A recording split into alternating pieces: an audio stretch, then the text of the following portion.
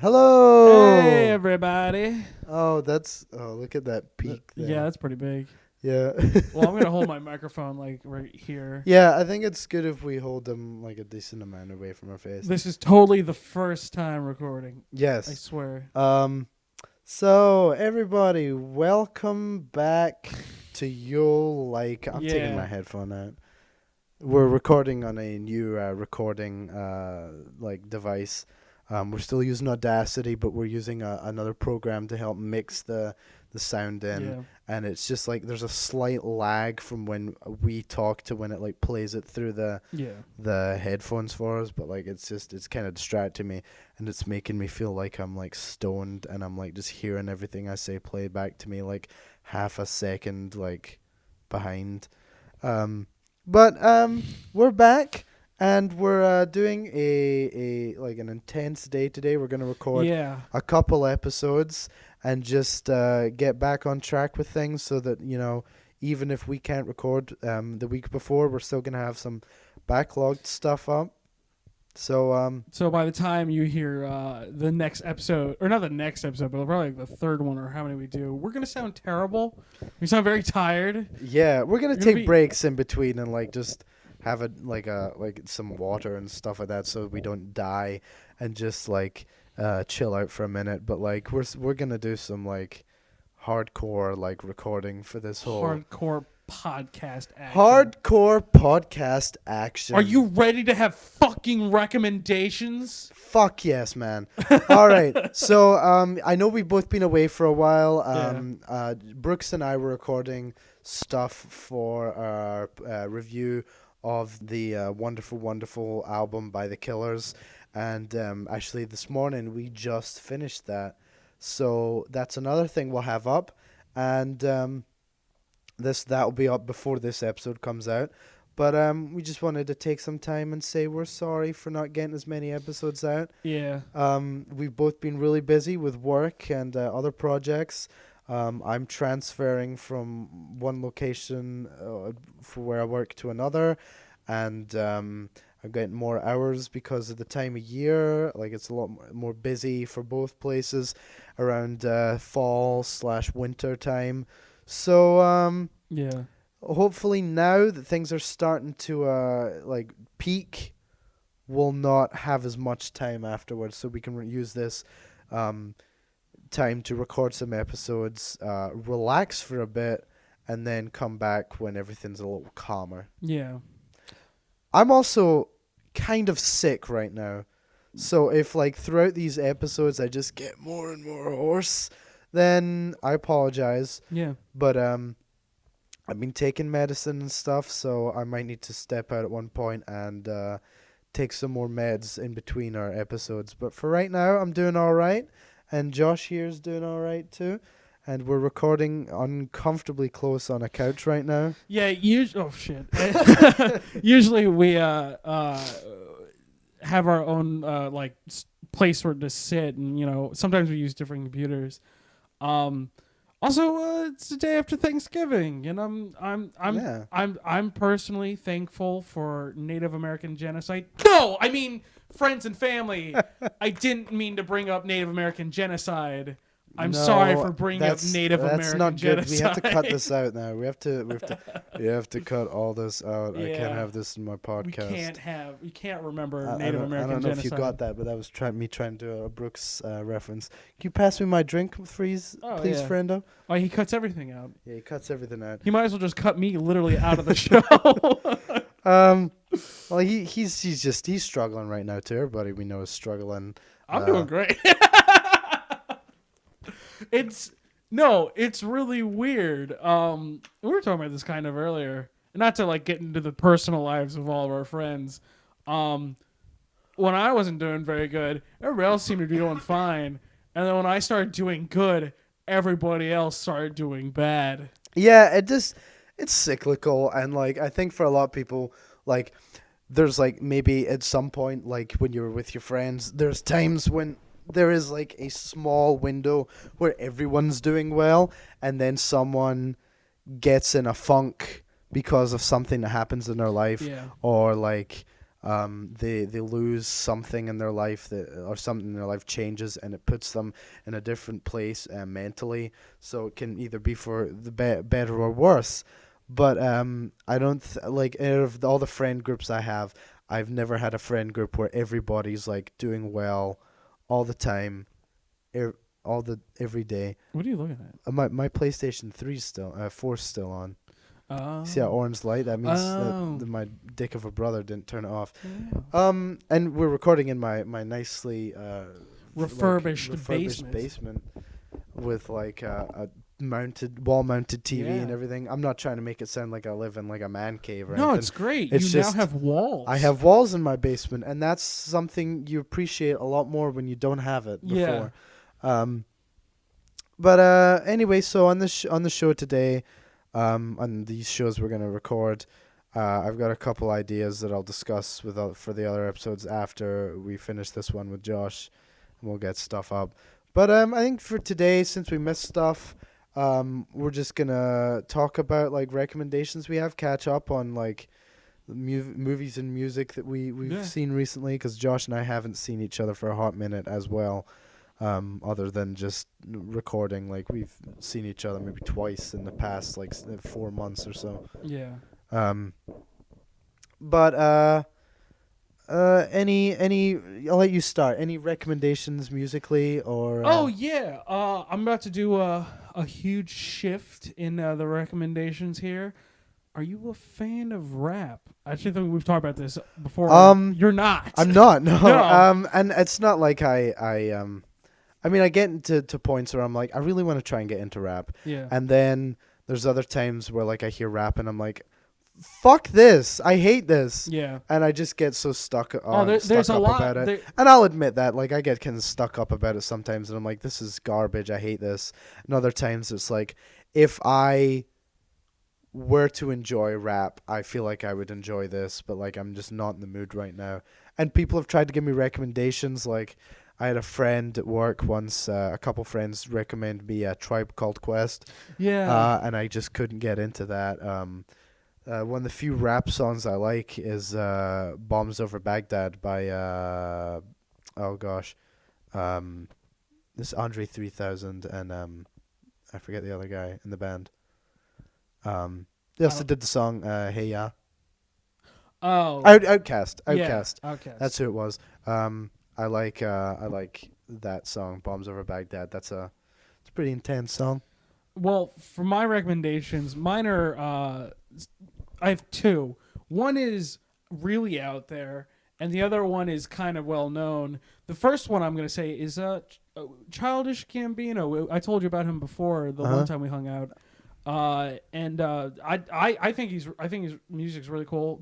My one problem with a lot of rap and in extension trap music is that a lot of it's about like, oh fucking, and I know this is gonna sound like the cliche thing for a white guy to say, but it's speaking as a white guy who hears like what's I guess considered popular rap. It's about like just smoking blunts and fucking women and living the hard gang life. But what I like about Childish Gambino is that he's like an actual artist, and just the rap genre just happens to be the genre that he uses. Right. And his I feel like his stuff is a lot more unique. It's more about his life. It's a lot more personal.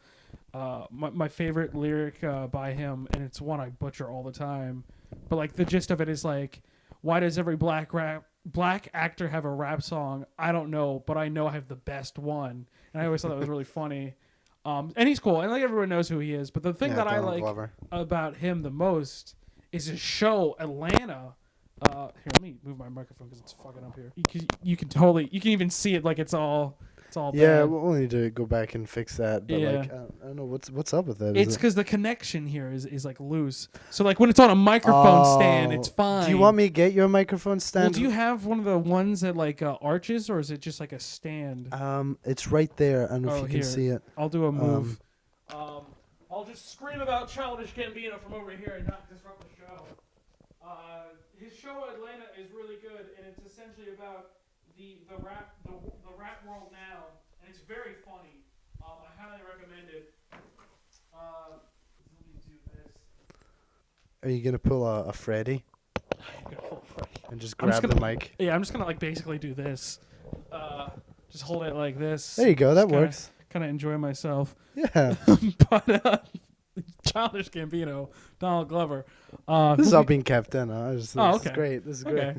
This is real. Yeah, that's what they want. That's what people want. They want two hipsters being real. That's what our audience has been begging. But no, Atlanta is very funny. I think it's really clever.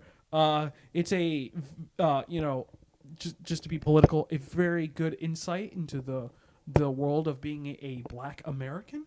Okay. There's a really funny episode where it's all about tolerance, and what they do it through is like they basically kind of do like the Rick and Morty like TV thing.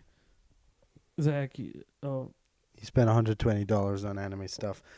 Continue. I'm not surprised about that at all. Yeah. Our good friend and my co-host Zach Teal from 100 Years, if you know him, spent $120 on anime bullshit. And we've talked about this before on an episode 100 Years before, but this is a man who pays for his pornography. Just thought I'd say that. Just thought I'd bring that up.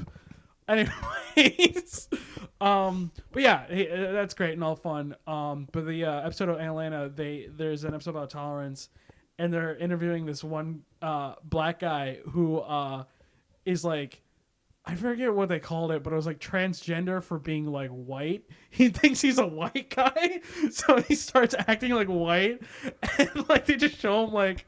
He's like, yeah, and I try to do like things like what a normal white man will do, and they just show him like walk around a Home Depot, and he's like, oh, do you have a lighter blue for this? And he's like, he's going to a restaurant, he's like, oh, what are your IPAs? That's pretty true. I mean, yeah. But yeah, Childish Gambino, a great artist, and he also directs. He directs like the episode of the show, and the show like visually looks very unique and is very well done, very well acted, really well directed. So yeah, he's fucking great. And then my second recommendation is a little bit out there. Have you ever heard of a band called Death Grips? I don't know. The best way for me to describe them is like, I guess acid rap. Like their stuff is insane. Imagine if Jim Morrison was a rapper and was like also schizophrenic, or more so than he probably was. Oh, yeah. Their stuff, my friend Carmine showed me when I was in college, and like their stuff is like insane. It's literally like Morrison's lyrics, but just in rap version. And I think their music and their beats that they make is a lot more unique and a lot more interesting. The song I would recommend from them is a song called "Beware," and it opens with Did you ever see the Charles Manson interview that he did with what's her fucking name from The View? Oh, Barbara Walters. Barbara Walters, yeah. And he's like, he's just like, he's talking about when he was a musician, and he was what the fuck is it? He's like, I didn't need to be a teeny bopper. I didn't need any of that. I had girls all the time, man. I had a motorcycle and a tent. That's all I needed, man. And that's when he starts like singing. Yeah, and he's just like, he starts like screaming the lyrics out, and then he like stops, and he's like, it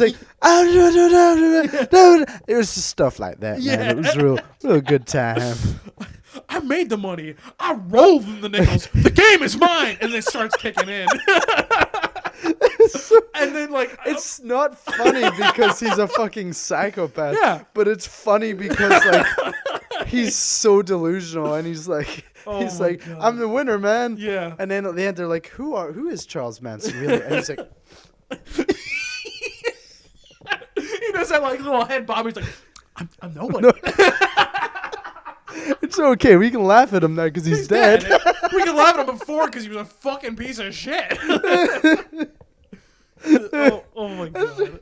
I'm laughing about Charles Manson. Not a really good recommendation for that song, especially because in the song Beware, it's just about, I guess, insane shit. I don't know what he's talking about in the song, but Death Grips, I'll play them for you later. They're crazy. They're unlike any other rap I've heard. Like that. That's why I like Gambino and Death Grips, is because they're very unique. You watch YMS, right? Yeah. He uses YMX in the Cool Cat videos used clips from their music video. You know the one where he's like in the green screen and it's like that black guy's face is like going like crazy and there's like weed in the washing machine. That's from one of their music videos. Okay. Yeah, so just to give some context. Okay. All right. So those are my 2 recommendations for this episode. I got 2 as well. Well, I'll go with the newest one first. Okay. No, I'll go the older one first. And just save the newer one for later, for after. My recommendation, I think on this show we've talked about the fact that we both think Vangelis or Vangelis, I forget pronounce his name, and I'm sad because I'm a big fan of him. Yeah. But Vangelis, we're both big fans of Vangelis, and his music and his soundtracks, Yeah. and even his album releases instead of just the OSTs for like Blade Runner and Chariots of Fire. Which, have you ever listened to Chariots of Fire? Yeah, we soundtrack? talked about this. Yeah. It's actually because I play it for the kids at nap time, and it's really nice and like relaxing. And there's some tracks that like are a little more like out there. Like there's a couple tracks on there that are kind of like eerie. Vangelis for a bunch of kids. Yeah. God, they're gonna grow up into us. I think that's like one of my problems is because my dad would show me all these like, he showed me Alien and Blade Runner when I was a kid. And that's how I turned I'm not out. showing them the movies. I'm just playing like the Yeah. 20-minute like I guess credits music that he had like called Chariots of Fire, which is like really quiet and a lot of it's just piano accompanied by light synthesizers in the background. Yeah, you're gonna and turn then into us. like it's very relaxing and I play that for the kids. But anyway, I think I mentioned it. I've definitely said it to you and I've shown you their stuff. But before Vangelis was in was doing that, he was in a band called Aphrodite's Child in the 60s. And he's Greek. And this band was a Greek prog rock band from like the mid to late 70s. And it was made up of... Wait, is your recommendation Aphrodite's Child? It's a specific recommendation, a specific album. I'll just give context. That it was Vangelis. I forget the drummer's name. I think it was David Bowie. It was. I think it's like Greek, but like it translates to Lucas or Luke in English. Like that would be the English version of it. And then the singer / bassist and Vangelis on keyboards, obviously, was Dimi Roussos, who, if anybody out there is familiar, like lives in Europe or Britain, real fucking wishful thinking here. Yeah, thinking we have you're really trying. Dimi Roussos, like he had this career in the 70s as a easy listening kind of pop singer, where he did these lovey-dovey kind of songs. He had Forever and Ever, Goodbye My Love, Goodbye, stuff like that. But before that, he was like the crazy frontman for this like psychedelic progressive rock band from Greece, who were, for many people growing up in Europe and Britain, were like this like inspiration. And like they have like fans as like The Verve were inspired by them on a couple of songs. They have a song called The Rolling People, which is taken from a line in one of their songs off of one of their albums, and even references one of the songs we'll be talking about in a minute. Beck has a song that is inspired by Aphrodite's Child song. And John Anderson, huge Aphrodite's Child fan, and that's why he worked with Vangelis. Oh, I did not know that. But Aphrodite's Child were like they were 3-piece, so they were that kind of like power trio kind of thing. They have a lot of great songs. I really like one of their songs is called Such a Funny Night, and it's about waking up in the morning hungover and being like, I remember coming in last night and I had a girl with me, but she wasn't here when I woke up. So it's either like I had a girl do a one night stand on me, or maybe I just thought I brought a girl home with me, but I was that drunk. Yeah. But and then they have "You Always Stand in My Way," which is like this great like proto punk song. There's just like the one where he's like, "Get away, I can't stand you. Like you always stand in my way. Like I hate you." Like it's just so like in your face, like angry and just amazing because it's just so like ridiculous. And I remember, I think it was either you or someone else I showed it to, and compared it to like early Zeppelin. I may have been me. I literally don't remember. Anyway, but they had like a couple albums that did all right in Greece, and like they had like a couple songs I think like came over to Britain, and then in 1969 they started recording their last album, which is called 666. Yeah. Aphrodite's Child 666, which is just a red cover, black like box, and 666 on it, and Aphrodite's Child above it. And it is fan-fucking-tastic. And I had never listened to it all the way through. I'd listened to a couple tracks on it, which I really enjoyed. The song The Four Horsemen is great. That's the one that the Verve like reference in their song The Rolling People when they do the fa fa fa fa fa fa da da da fa fa fa fa, and then Beck like was inspired. I can't remember what the name of his song was, but it has like I think it's a similar chord progression, which is also the same with the Verve song The Rolling People. I listened to it and the bass line's the same. It's dom dom dom dom dom dom dom dom.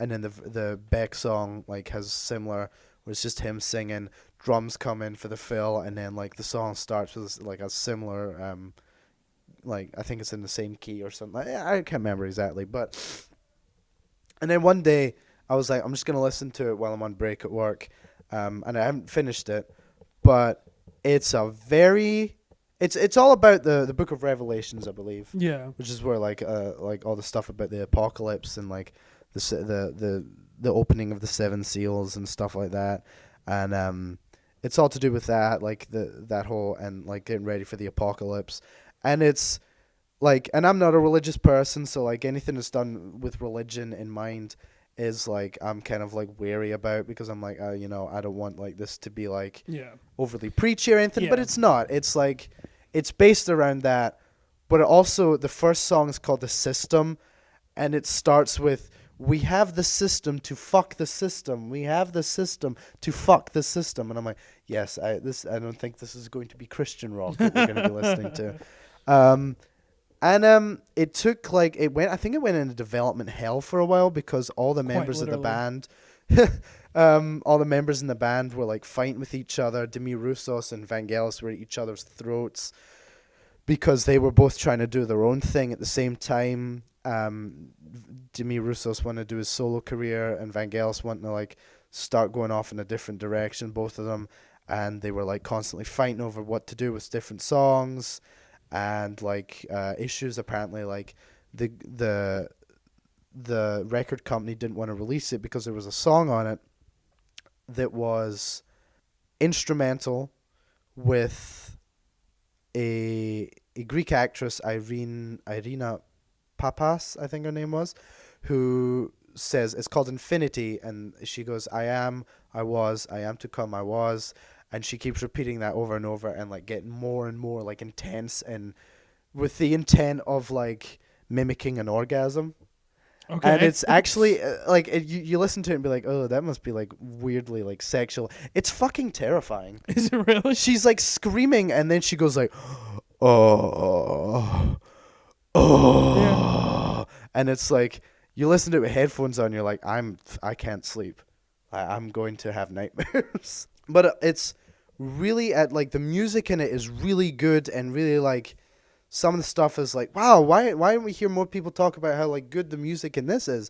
There's like a couple tracks on it. There's one track called I think The Battle of the Locusts, which is a really fast paced like instrumental one with just the drummer Demi Roussos on bass, and the guitarist, I forget his name, was Silva, I think his name was, Silva something, and they're just all like going crazy in this like 60s psychedelic progressive like power trio like style, and then it goes into this other song called "Do It," which is like the same kind of thing, but just with this English guy going "Do It" every so often, and it's like listening to it, and I'm like, this is fucking do it. Do it. It's Ian McDermott before he was like when he was like 20 doing this.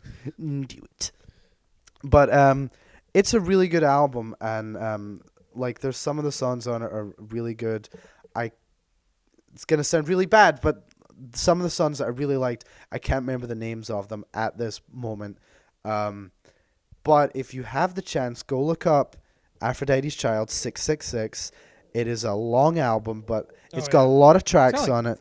30 songs on it, doesn't it? Yeah, but a lot of the tracks are like 2 minutes long, so they're very short. They go by quickly. It's mostly instrumental with like narration over it, but the music's really well done. I think it's very ahead of its time for what they were doing on some of that stuff. There's like a track called "All the Seats Were Occupied," which is 19 minutes long, and it's like a piece of like not really performance art, but like very experimental, like cut and paste all this stuff, all these different like experimentation with like sounds and stuff like that and stuff.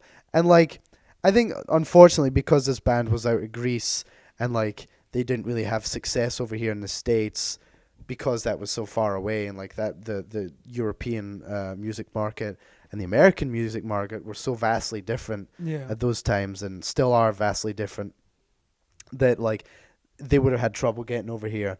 I'm even surprised that Beck is a fan of them. Oh yeah, that he knows this. I'm sure Beck is also a hipster like us. I'm sure he's of course. He definitely strikes me as like a bit of a dork. But he's also a Scientologist. Well, yeah, that's too. He's also kind of.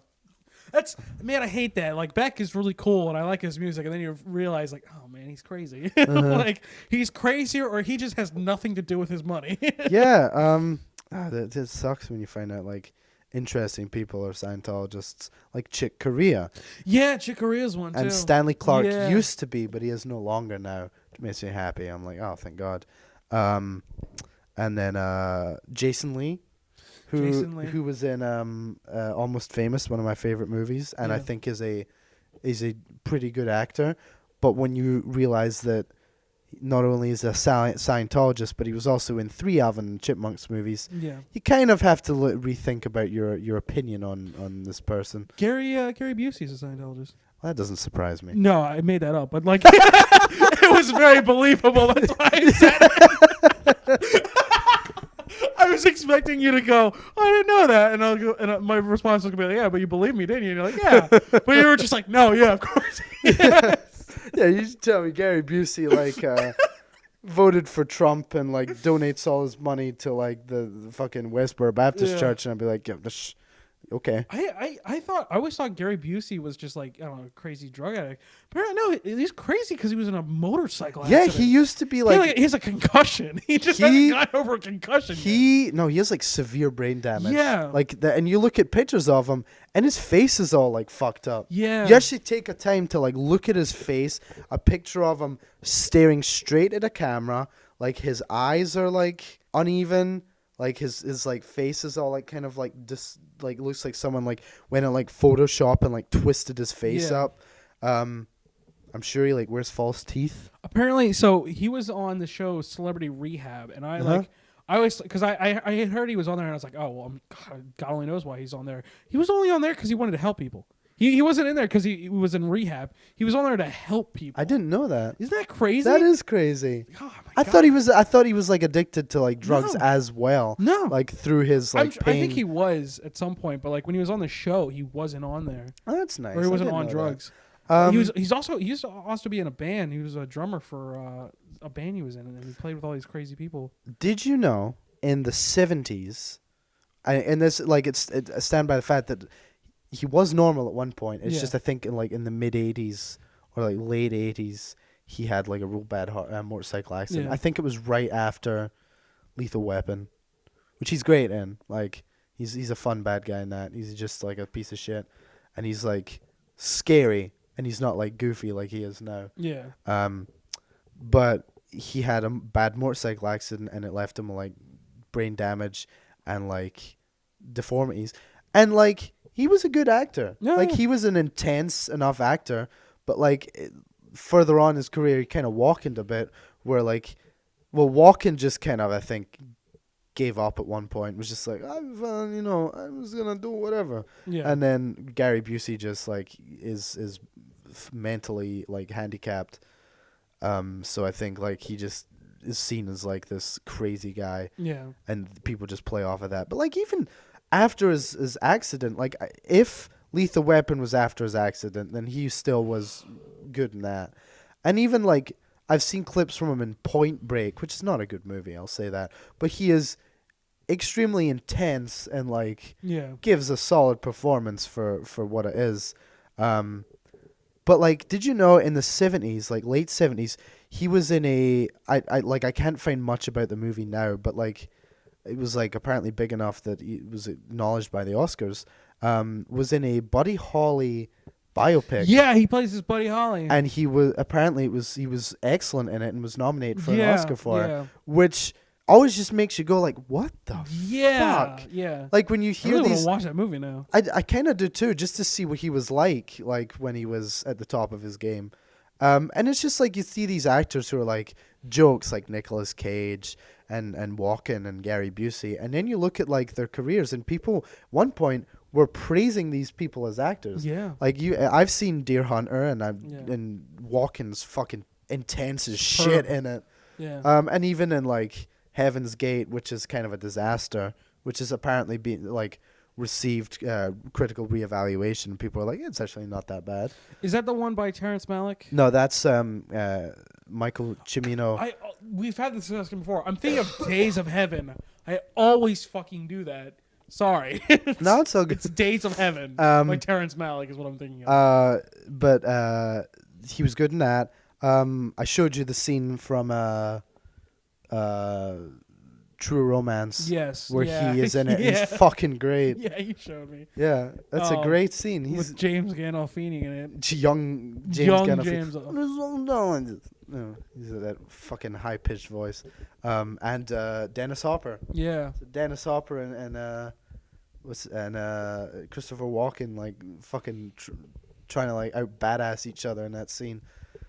With the Dennis Hopper dropping way too many N-bombs. Yeah. It was Tarantino, so I guess it's okay. Yeah. Written by Tarantino. Yeah, it was written by Tarantino, so I guess it's okay. It's kind of like when a white person repeats a black joke. It's like, oh. Yeah. But Tarantino seems to get away with it a lot. Well, Tarantino like does it well. I think he actually understands like the cadence and understanding of when to use that word. Mm-hmm. But speaking of crazy people, do you know Jim Carrey has completely lost his mind? Yeah, I've been hearing that. My friend Johnny showed me a clip of him at like some like fashion show where he just showed up and started saying like crazy shit. Or what I think it is his wife committed suicide and the wife blames him for it, and I think he just fucking lost it. And during the interview, he's like walking around, it's like, we're nothing, none of this means anything. It's all very existential.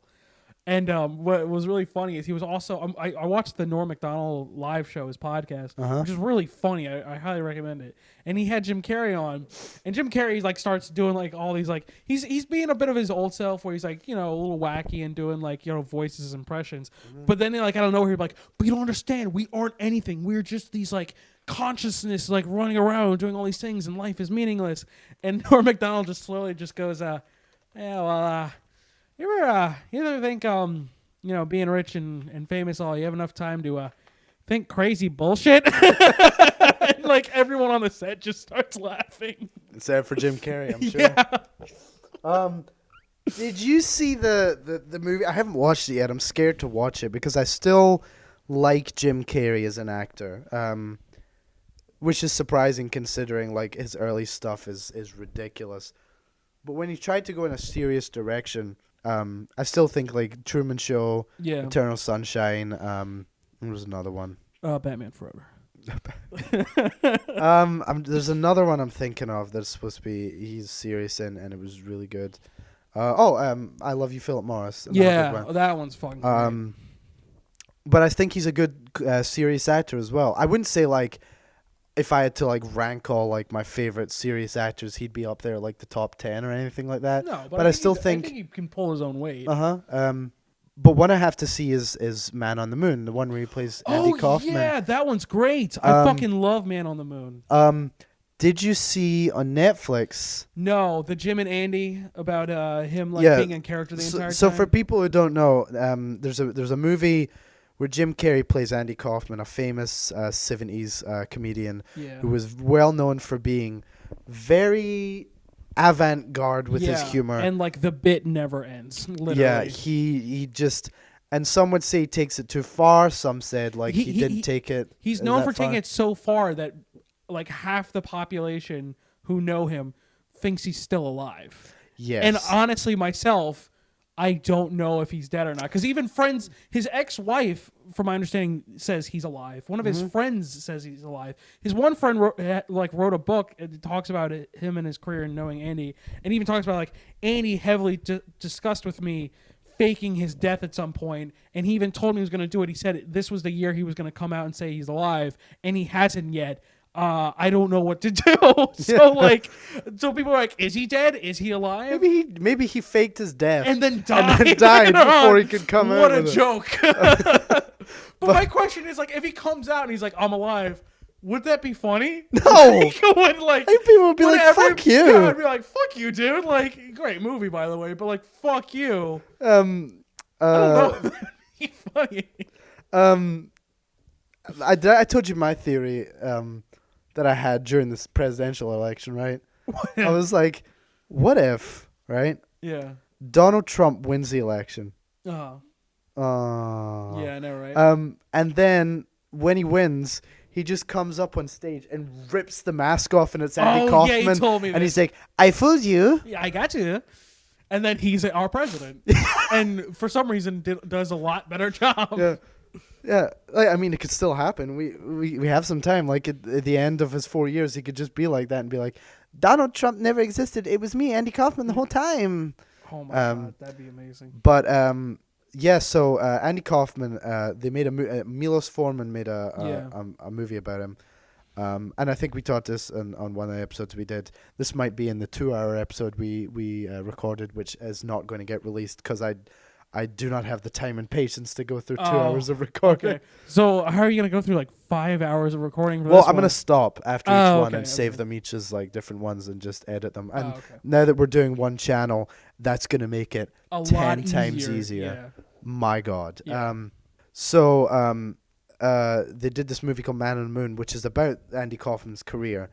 And he's played by Jim Carrey, which everybody was like, that seems like the perfect choice. Get a very high energy comedian to play this. And Jim Carrey loved Andy Kaufman. He admired him. He's one of his heroes. And Jim, and then apparently like there was a whole like embargo on like all footage shot behind the scenes. Yeah. And then everyone was like, why? And so this year they released a documentary on Netflix about the experience Jim Carrey had on the set, which is to say he went so far method acting that he completely didn't even pretend to be Jim Carrey anymore. He was Andy Kaufman. He wouldn't be called Jim. He was Andy. Like, he was spouting nonsense about like stuff that like no one had told him about Andy and stuff like that, and people were real freaked out about it.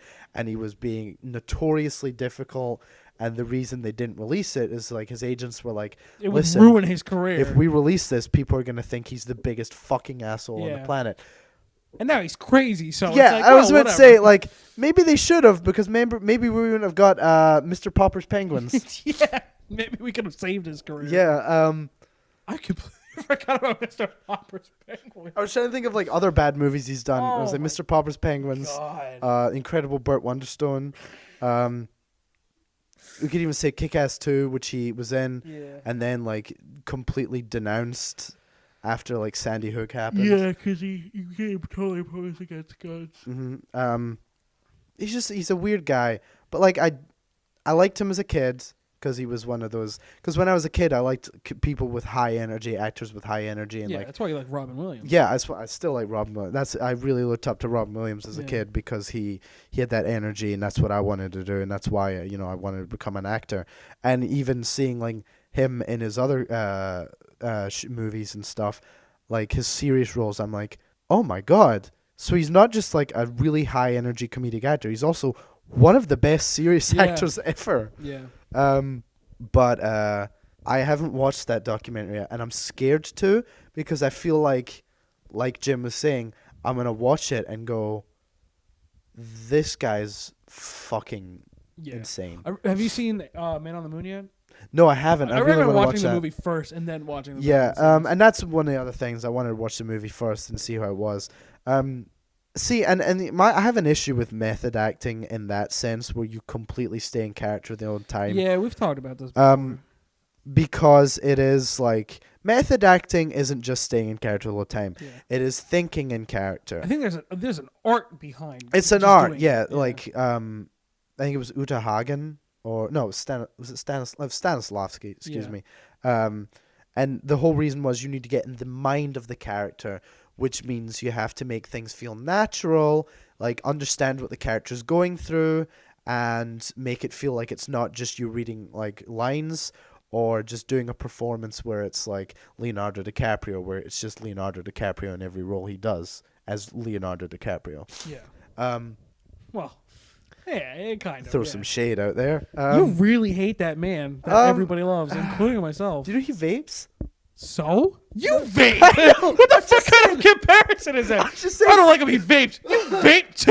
I'm not criticizing because he vapes. I'm just saying, did you know he vapes? Yeah, he vapes. I think that's hilarious. You too. I know, but I'm quitting smoking. I Okay. don't know if he's vaping. He quit could have. smoking. I don't know. But like, it's because the I saw smoking of Super the Mega. future. I saw Super Mega. We're like, dude, have you seen Leo DiCaprio with Oh his yeah, vape? yeah. I remember You're like, this. dude, he loves his vape, and they're showing all these pictures of his vape, and I'm like, dude, Leo, I don't do that in public that often. Like, I try to hide it. Don't Yeah. be so like I don't open know. about I'm it. kind of like there's definitely. I mean, I guess there's like a douche crowd to almost literally anything. But like, I don't know. I think vaping is fine. I think like, Well, like I said, it's kind of like the smoking of the future. like, I only do it because You're trying to quit. I like don't a want to habit be that could kill smoking. you. I don't want to be smoke. Oh, I mean, this could kill me too. They could Yeah. come in 10 years, and be like, hey, that's actually worse for you than smoking. I could be like, well, too late for me now. Oh hell yeah! Oh dude, I'm so moist. I'm so wet. Did you see when when the boys got the edible face paint, that spray paint? Oh Yeah, yeah. and then they were like, "Hey, can you rip a sick hit off your vape and then spray that yourself with the silver spray paint?" Yeah. That hurt.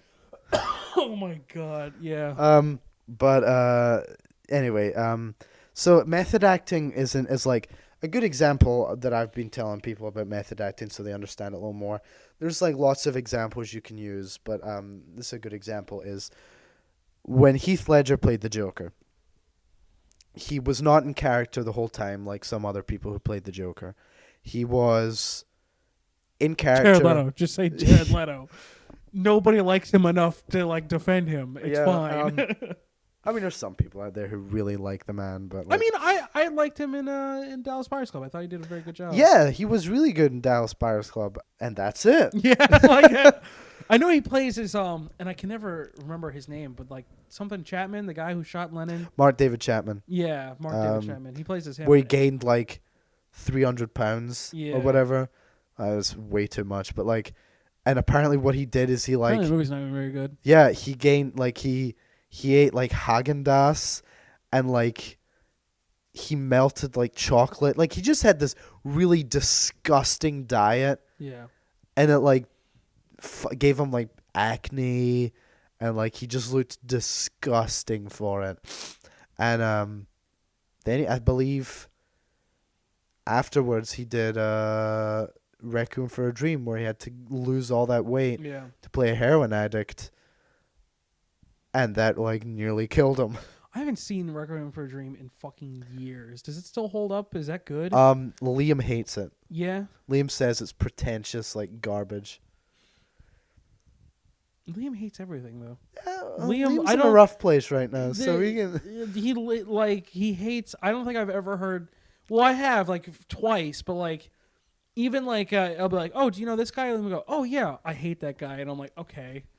What was I saying there? Oh yeah, so Heath Ledger as the Joker would be out of character in between takes. Yeah. There is a famous picture out there of him on a skateboard, jumping over Christian Bale dressed up as Batman while he's still dressed up as the Joker, and apparently he was really nice and like sweet to all the crew members. Yeah.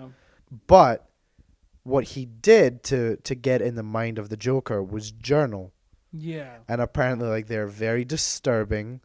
Yeah, very... it's a book now. It's a coffee table book. Yeah, you can get it. Is of his journal that he kept. I know the coffee table part was a joke, but I think it is actually like someone might have like taken it and been like, here's like what he wrote. Yeah, as the Joker. His family released it, is what it was. I believe so. Which is apparently very disturbing, and he writes about a lot of disturbing stuff. And I know at the end, it's like written crudely, bye, and then he died. I think. Did he die during filming, or did he die? He died. He died like I think. I guess like I assume after they had shot all of his stuff, because I remember he died before the movie even came out. Is what had happened. Because I remember the sad part of it was that he. And if you haven't seen Dark Knight at this point, like fuck, go out and watch it. It's probably one of, if not the best superhero movie. Yeah, absolutely, up there with like the original Batman. Yeah. The '89 Batman with my boy Michael Keaton. And Jack Nicholson. Yeah. I have, what is it he says? I have a pain, and his name is Batman. What's with the stupid smile? Life's been good to me. And God. Bob. Yeah. Bob. You're my number one guy. My dad would say that to me all the time. But like that's a real good example of like method acting. I mean, so it sucks. It's essentially just getting into the mind of the character. You don't have to be the character 24/7. And like lots of people do it. Like Daniel Day-Lewis is Daniel Day-Lewis does it. Apparently now, what's his face is doing it. Jared Leto's trying to do it. Leo DiCaprio wasn't in character in between takes, but like he would try and like get as real to what was happening as he could. Like he apparently on the set Revenant like ate real deer liver during that scene. Yeah. But like he would, because I remember one time, what's the director's name? Of Revenant? Yeah. Yeah, Alejandro Inarritu. Yes, he Gonzalez. Yeah, he during filming actually had to go up to him and be like, "We need to stop filming because people are getting like." It's not safe to keep filming right now. Yeah. And he was like, all right, okay. Yeah. And then Tom Hardy got him in a headlock. Yeah. Like apparently they're totally okay with it now because like he was like, listen, I'm a tough director, I understand. And Tom Hardy was like, I just was too like wound up. Like I really apologize about that. And then they made T-shirts of it. Did they really? Yeah, apparently everyone in the cast got a picture, like a T-shirt with a picture of Tom Hardy having the director in a headlock. I need to look this up. Yeah, it's great. I want to find Tom Hardy, Alejandro and Gonzalez Naruto headlock. Naruto. They might have to replace my picture with my girlfriend as my background. But like there's lots of good examples of actors who don't stay in character and still method act. Like even Daniel Day-Lewis has done instances of method acting where he has not just stayed in character the whole time. One of my favorites to tell about him. Oh my God. Here's Tom Hardy wearing the shirt. Oh my God. Yeah. That's awesome. No, isn't it? I want to see if I can find the actual image. But like my favorite story about Daniel Day-Lewis was when he was filming My Left Foot, and like he would not walk. So he would have crew members like carrying him from set to set. And I was like, that is the most pretentious and asshole thing I've ever heard an actor do. And then he was like, my friend Ben who told me, it was like, Yeah. But it's still a good performance. Yeah. It's like, okay, yeah. It gets to that point where, like, well, as long as the performance good, I guess it's okay. But I don't know. I do think, like, does Daniel Day-Lewis need to do that? Because I also feel like he's a very talented actor. Yes, I agree. And I don't think I've never seen a movie where he does a bad performance. No, and I've seen movies where he wasn't nominated for an Oscar and he was still good in Crucible. Yeah. Apparently he didn't bathe during the time he was on set for that, which is nasty. Like, but okay. Because I'm sure people at that time still bathed, Daniel. If you can hear me. If you're out there filming your final out there. movie with P.T. Anderson. I know you're out there somewhere. Moody Blues. Oh, okay. And there's other times where people try method acting and it just fucking backfires. Did you ever hear the story of Judd Nelson on the set of The Breakfast Club? No. Well, he was into like an actual asshole on set. Well, you know his character's like the asshole. Yeah. Like yeah. So he stayed in character between takes. Okay. And like harassed Molly Ringwald. Oh, jeez. And John Hughes was like called him in and was like, "You're fucking fired." And guess who stood up for him? You've seen The Breakfast Club, right? The I forget the actor's name off the top of my head. The actor who plays the principal. Really? Stuck up for Judd Nelson. Was like, "Listen, no." He was like, "Listen, he's just staying. This is how he does it. Like, he's method acting. Like, listen, it's fine. Like, I'll talk to him and make sure like he realizes that he can't do this." And eventually, like, when he was done, he was like, he apologized to the cast and everything like that. But like, that's an instance I'm like, if you know it's gonna fucking hurt you, and you're like, these people don't really understand what I'm doing, maybe I should stop or try it a different way. Like, I have no idea how I would be able to handle. Because my thing is, and I don't know if our listeners know this. I want to be a director. That's what I want to do. I want to make movies and stuff. I didn't know that. Oh, really? Oh, I'm Josh, by the way. But like, I don't even know how I'd be able to handle an actor in method acting. I don't even know what the protocol for that. Like, do they understand that a movie is being made, or is it just like they're actually that person? They're like, what the fuck is this? Like, where am I? And I'm like, all right, dude. Yeah, I always wonder about that because apparently, like, Daniel Day-Lewis stayed in character as Lincoln the whole time. Like, he wouldn't go use phones. He wouldn't leave, like, his apartment, or his room or whatever, or his trailer, what the fuck ever. And I'm like, how do you stay in the character of Lincoln in the 21st century? Yeah. Did you have to, like, and I think I'm stealing this, like, I think Seth MacFarlane joked about it at the Oscars.